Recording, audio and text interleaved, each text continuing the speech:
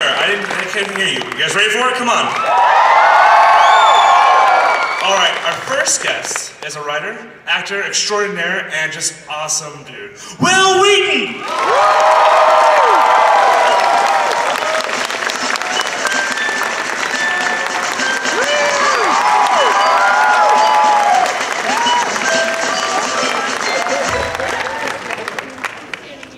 All right, our last guest, but not least, is the creator of the Guild, the writer of the Guild, and just a great person, Felicia Day!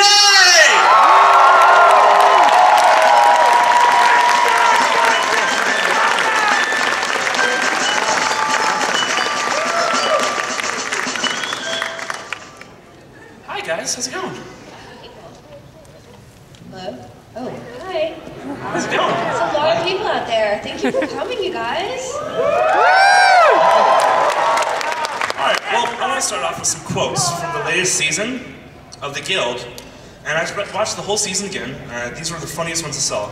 Dungeon Prisoner Pale. Life is PvP. I risked a lot being out here, you know, the sun and all. And digital waterboarding. That's my favorite. What would you like me to say about those? What inspired these? Oh boy, I just come up with weird things all the time. That's brilliant. Dungeon Prisoner Pale is because probably somebody referred to me as that. Really? Well, whenever I go to conventions, people on Twitter, they will always say I'm either smaller than they thought, which I don't understand that, but that's cool. But especially, she's much paler in person. Like, that's a shocking thing. That's kind of what I'm known for. That's sort of like the goth calling the kettle white. Yes. Another quote for next season. That's okay. I'll steal that. You heard it here first at Phoenix Comic-Con. Yeah. So, I mean, you know, when I come up with lines, it's usually based on whatever that character would say. So. You know, the Life is PvP was great. Was born because that was supposed to be a flirtation on this very you know, kind of. That's just how Fox flirts with people. He's so charming. Yeah, so I thought that was kind of funny. You know, somebody actually the other day mentioned, was like, well, why did you have Fox PvP, that's player versus player? Were you just doing that for the non-gamers? I'm like, no, because he was being a D-bag. Clearly, I was Something apparently the person who was talking to you lacked their self-familiarity. Yeah, so all of those things, you know, when I do a pass at the script, a lot of those funny phrases come after I've done all the groundwork for the season. So, you know, and then it's hard to do the whole script and have funny lines here and there. So you do kind of a rough draft, and then you punch it up. So when we do, yeah, some of them come out of improvs when we're doing the table reads, and then some of them come from Jeff Lewis sending over a funny line. There are a couple this next season that just make me laugh so hard that we came up with after the table read. So yeah, it's always, you know, a contribution, or I have just weird, you know, like I said, weird Twitters. Have you started production on the fourth season already? We just finished, actually. That's why I lost my voice a little bit. Yeah. And yeah, we just finished on Tuesday. We have a couple days to pick up here and there, but excited to announce that Will Wheaton is going to be back. Very funny stuff this season with Will, and I can't spoil. I'm not going to spoil anything, but he's a very funny man, and don't tell him. But, it goes straight to his head. It does. It's already insufferable. Exactly. You can literally see his skull inflate.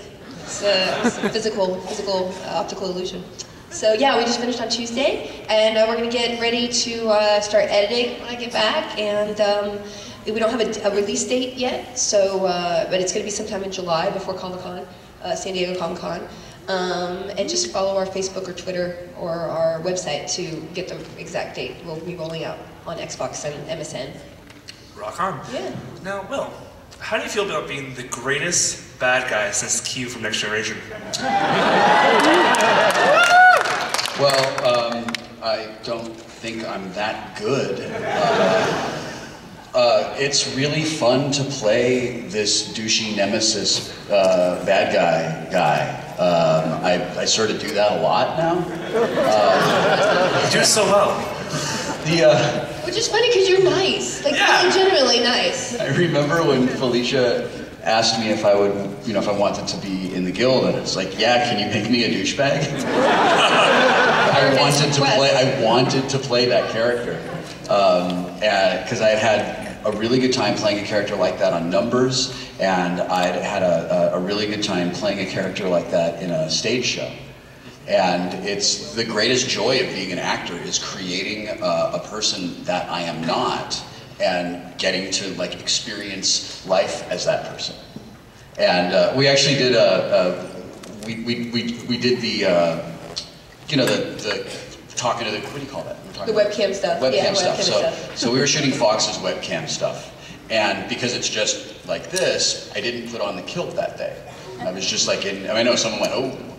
So I was just in my jeans. And Sean Becker, the director, said, are you sure you don't want to put on the kilt? And I was like, no, I'm fine. And it took me forever to get into Fox that day. Usually I'm like into Fox on the first line. And it took like 6 or 7 takes to find the right rhythm for him. And apparently Fox's douchiness power actually comes from the kilt.